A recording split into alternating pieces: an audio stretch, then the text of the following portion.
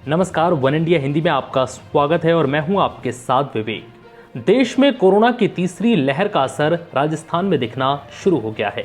यहां करीब 300 से ज्यादा बच्चे कोरोना पॉजिटिव पाए गए हैं। ऐसे में इससे यह साफ हो जाता है कि देश में कोरोना की तीसरी लहर दस्तक दे चुकी है, क्योंकि एक्सपर्ट्स ने यह दावा किया था कि तीसरी लहर में बच्चे भी संक्रमित हो सकते हैं। ऐसे में अब सवाल यह है कि जब कोरोना की दूसरी लहर के सामने सबने घुटने टेक दिए, तो ऐसे में आने वाली तीसरी लहर से निपटने की क्या तैयारी है। तो चलिए आपको बताते हैं कि कोरोना की तीसरी लहर से निपटने के लिए सरकार ने क्या मेगा एक्शन प्लान तैयार किया है।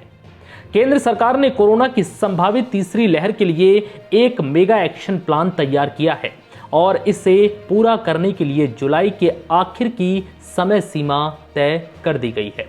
तीसरी लहर के लिए हर उन चीजों पर फोकस किया जा रहा है जिसकी वजह से दूसरी लहर में बड़ी मुश्किलों का सामना करना पड़ा है।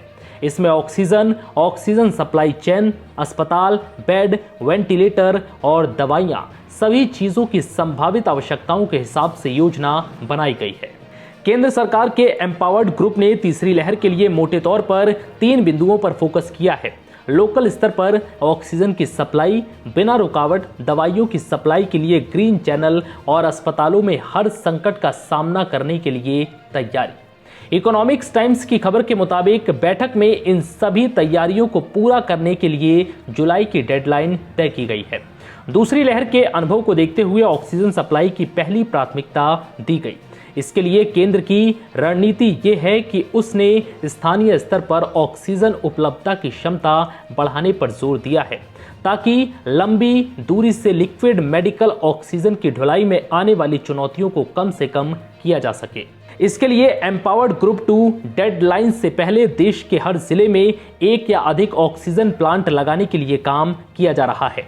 इस योजना के तहत ऑक्सीजन की समस्या से पूरी तरह से छुटकारा पाने के लिए प्रेशर स्विंग एडसॉर्प्शन ऑक्सीजन पर जोर है।